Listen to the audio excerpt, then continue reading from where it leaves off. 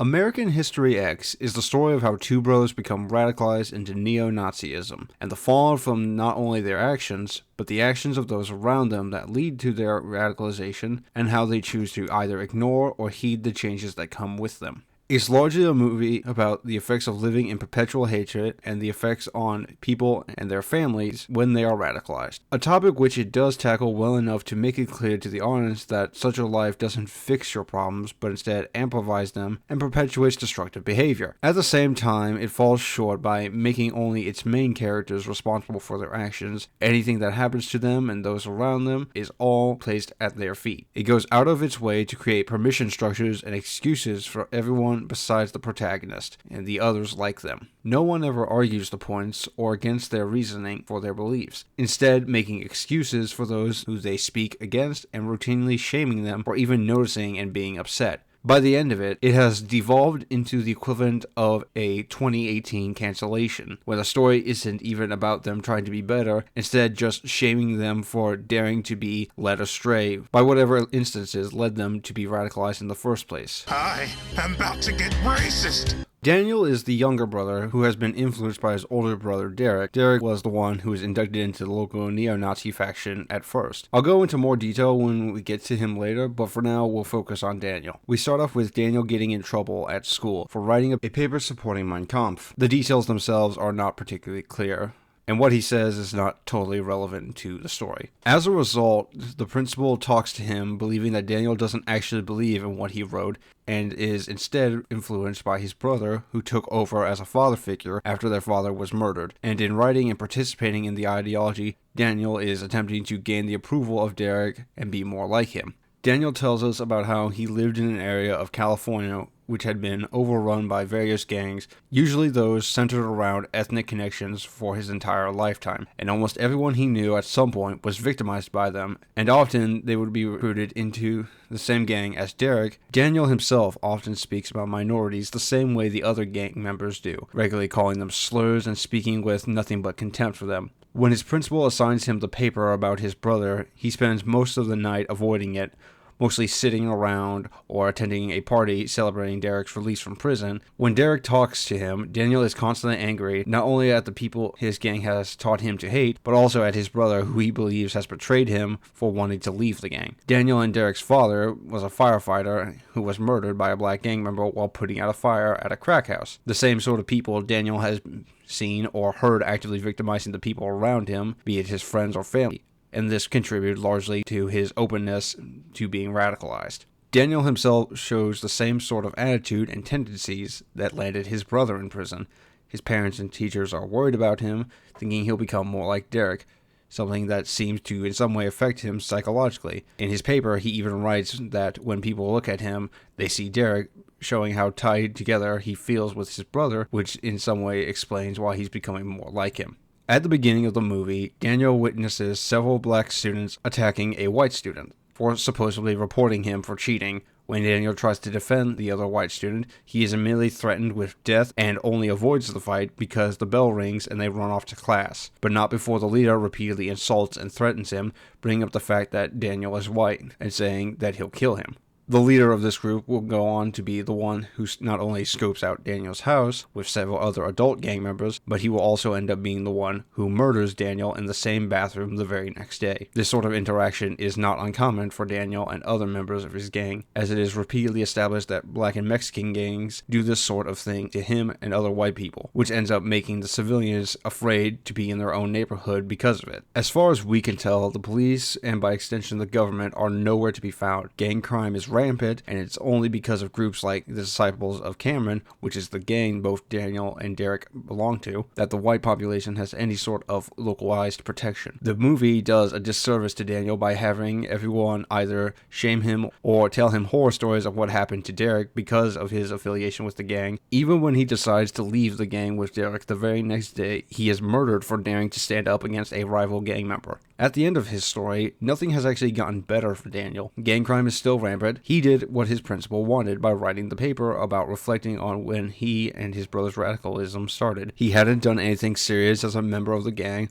All he did was spend time around people who both preached and practiced violence in response to violence being inflicted upon them. He himself did not participate in any of this violence at all. He helped someone he saw that was being victimized the same way he had heard countless times before, and he was murdered for it, which most likely will end up only radicalizing either people close to him or someone else who is tangentially aware of the story, while the society around them just sits back and expects people like Daniel to just let it keep happening. The worst thing we actually see Daniel do is pay lip service to the ideology of his gang by making comments and reciting a doctrine to other people in an attempt to show that he is committed to their beliefs. We are given long, protracted scenes in which this is played out, and it's not necessarily an example of radicalization. It's more of him conforming to the societal group which he has fallen into. Like I said, he never actually does anything violent or anything even remotely criminal. The closest thing you can argue to that is that he got involved with a fight, but he himself never hit anyone, and he didn't get hit himself. Daniel, being a young kid, is more just doing whatever he sees as normal around him and sort of being pulled in. Even before his brother Derek goes to prison, he has these large fights with his family at dinner over what Derek believes, and bringing along Daniel with Derek into the ideology. Daniel recalls how he wished he had done more to stop it because he obviously doesn't want the violent altercation that goes along with his family to have happened, but at the same time, he doesn't intervene because, as far as he knew at the time, his brother was right, and there was a person that was in the outgroup of his that was encroaching upon what he had come to believe was the most important to him, which was not only his family, but his ethnic identity as a result of the indoctrination of the gang. Daniel himself isn't necessarily the main character. It's much more that Derek is the main character, and Daniel is there to show the effects of what Derek does and believes. Your mother was a dumb whore with a fat ass. Did you know that? Derek's story really begins when his father is murdered doing his job while trying to help people. Derek has grown up with the same experiences as Daniel and has seen the recurring problems in his neighborhood for even longer than Daniel. He talks about how someone who owned a local grocery store that used to hire locals who were American citizens eventually lost the business, only for it to be bought up by a foreigner who hires illegal in violation of both the law and what is considered morally normal, so that he doesn't have to pay for as much for the work.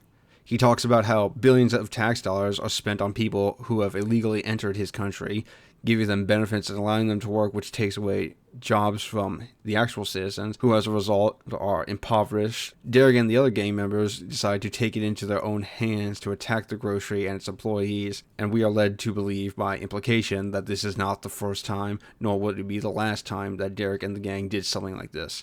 While they're there, the gang shouts their grievances with the business the entire time as they assault and humiliate the staff. But the gang isn't always violent. In fact, early in the movie, we are shown that they end up taking control over a basketball court from the local chapter of the Crips in a fair game of basketball. And it's actually the Crips who engage in violence, and even after being struck in the face, Derek doesn't retaliate, instead continuing to play fairly. And as a side note, when you watch the movie, other than the ones that are silent, we are shown, either as a way to highlight the perspective of the boys, that every single gang member they come into contact with outside of the neo-Nazis is either violent, overly aggressive, or just rude. Why would anyone want these sort of people in their neighborhood if they're going to be rude and aggressive over the most trivial things, as well as being known for engaging in large bouts of criminality? Derek lives in a time and place where all he's seen is the favorable treatment of minority groups who oftentimes also happen to be criminals, either as gang members, illegal aliens, or otherwise.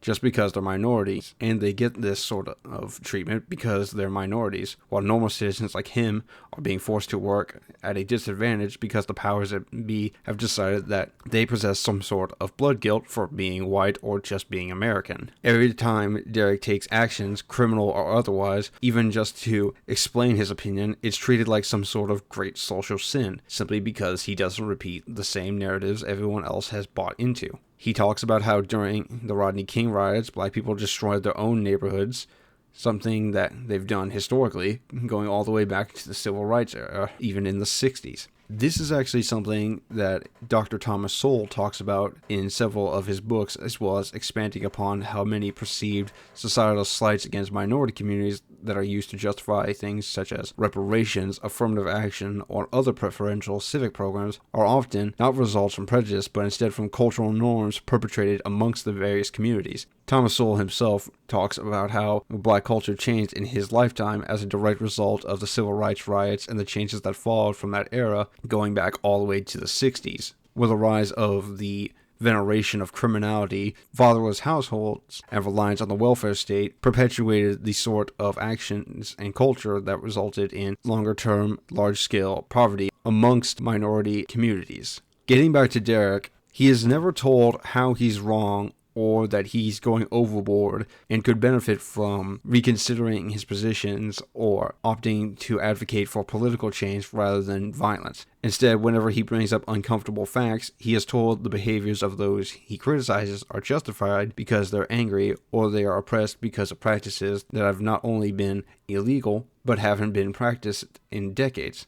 When he points out how 1 in 3 black men are in some form of incarceration, it's justified by saying that the system is prejudiced, as if somehow being a minority means you have absolutely no agency of any sort and should be allowed free rein and never held responsible for your actions. A quintessential example of the soft bigotry of low expectations. When he points out that people ransacked their own communities because of the manipulated story of Rodney King that only showed them the altercation after the police had begun defending themselves, it's treated as the cops' fault that they decided to react to a violent multiple-time offender attacking them simply because it had bad optics. When I first saw the scene of him explaining his beliefs and trying to make the argument to his family at dinner, it was actually the first time I'd ever seen any long-term clips from the movie itself, and influenced me wanting to make this video. And when I watched the full clip of the argument itself, I found something very strange about it because I was under the impression from everything I had ever heard about this movie that it was actually a tale against this, against the sort of radicalism designed to show a realistic scenario that proved that either they were using faulty logic or were simply using whatever talking points they could come up with to justify their hatred. But when I watched the movie itself, it actually didn't do any of that. What ended up happening was, essentially, they were just telling him to stop noticing and to be okay with not only the rampant crime, but open discrimination against himself and people like him. There's a scene where we learn that Derek's father is on a firefighting team with 2 black men. These 2 men actually scored lower on the test than multiple white men, but because of practices like affirmative action, effectively not only made it legal to discriminate, but encouraged it, more qualified men were kept from doing their jobs simply to fill in a quota. And it wasn't them being black that he had a problem with, it was the fact that they were given lower standards to achieve in a profession like his own, where people's lives are on the line, and people who were, by all available measurements, were more competent, were pushed aside simply because they wanted to fill a quota. This was actually a large-scale argument in the Supreme Court case that actually got affirmative action overturned in recent years. Even in times where Derek has been relatively civil with people he is racist towards, his civility is rewarded by those same people by not only murdering his father, but by coming to his home armed and trying to steal his car. Now, let's not make any mistake here. What Derek did to the man when he curb-stomped him does and should have been punished by having Derek go to prison. What he did was nothing short of barbaric. Derek as a character is more of an example of when a young man grows up in a place where he's told that he is a second-class citizen who has to put up with a higher likelihood of being a victim of a crime, while criminals are given every excuse because of the color of skin, and when he and his family or friends are victimized, they're supposed to just shut up and take it because talking about it makes some people feel uncomfortable. All while the government refuses to take action, placing the feelings of the criminals over the safety of its law-abiding citizens. In such a scenario, it's not hard to see why someone would become radical. And up to this point in the story, I had actually relatively felt compelled to believe what I perceived as the message of the movie at the time, and was actually starting to like it. It wasn't until after we are shown the full extent of how he got radicalized and what he did to wind up in prison that I really started to disapprove of how the message was delivered and how it was twisted into being a long-form version of a shaming ritual. I need a bad bitch. Yeah. No nipples. What? There are numerous occasions where the film devolves into simple propaganda, either as blatant visual actions or passing mentions of literature or direct invocations of the social orthodox, which is used like a mallet to beat the audience over the head with the message of the film, which, despite what is stated, isn't about living in hate and its effects. It's more about the fear of an in-group and out-group dynamic and the ritualistic shaming of Derek through his story. By the end of the movie, Derek has abandoned his beliefs, not because he's been swayed through prolonged experience that changed his view, or the changing of his actual environment, but instead because he had a cordial relationship with a black inmate and was raped by another neo-Nazi because he disrespected the group as a whole by remaining ideologically pure and not approving of how the others were not. And then, in the immediate aftermath, during a moment of great vulnerability, he is just shamed out of his beliefs by the principal when he's asked, "Has anything you've done made your life better?" And while I think that's a good question to ask, how it's applied in the story doesn't make much sense for Derek to abandon his ideology over. My reason for this is that, as far as I can tell, that people like Derek end up becoming more radical in prison with very little rescission. And frankly, this seems like an instance where Derek should have become more radical and been more hostile to members who are in the same movement as him, rather than abandoning it just because he was humiliated. In the description, I will provide links to several articles that explore how often extremists of all kind, often but not always, become more radical in prison. And while each prisoner's case is different, it does show a consistent pattern of behavior that is absent from Derek's story and is instead replaced with the most degrading and shame-filled moment that is used to hand-wave away his radicalism. Derek's story for leaving the gang boils down to his experience in prison, making him rethink his beliefs just because of his relationship with one individual person and the fact that people he relied upon for protection end up violating him. In prison, he is surrounded by not only gangs, but gangs made of the exact sort of people he spent years despising and railing against because of what they've done to him, his family, and his community. And it's only because he joins the Nazi gang that he is safe from violence at all. When he discovers one of the members is working in tandem with another gang, Derek is upset because he sees it as a betrayal to the ideological purity he adheres to. And when he expresses this frustration by disrespecting the gang for not enforcing its own rules and standards, he does this by not associating with them anymore. They then rape him in the shower, and the guards, who are supposed to be the authority to prevent such things from happening in here, end up not doing anything about it and allow it to happen. The same way the government in his locality ended up abandoning the law-abiding citizen simply because they didn't want to upset the criminals. He then spends the rest of his time in prison, believing that because he's lost the protection of his gang, it's only a matter of time before one of the other gangs attacks him. However, the movie all but blatantly tells us that Derek was only safe afterwards because of the black inmate he befriended in the laundry room, which is a conclusion that he comes to himself, but the other inmate denies. This inmate is in the prison because he was convicted of assaulting an officer while he was trying to steal a TV, which he drops in an altercation on the cop's foot and is charged with assaulting an officer, clearly harkening back to a discussion with his family where they suggest the reason so many black men are in prison is because of the bias in the judicial system. The implication being that what people said, trying to shift blame from the actions of the individual, is correct, and because of that, everything Derek believes is wrong despite no other part of his ranting being proven wrong, and even in this section, we have no reason to actually believe the other inmate because we never see the incident directly or indirectly, and we're just supposed to believe the word of a criminal. And we have to believe him because criminals never lie.